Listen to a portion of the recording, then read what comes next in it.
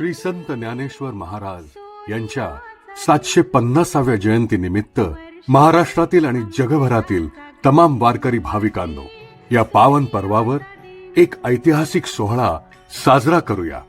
गोकुळाष्टमी दिनांक 15 ऑगस्ट 2025 रोजी ज्ञानदेवांच्या जन्मोत्सवाने अवघे जग भारून टाकूया।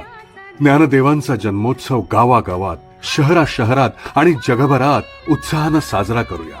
पालखीची मिरवणूक काढूया आणि ज्ञानोबा माऊलींच्या गजरात आसमंत दुमदुमून टाकूया।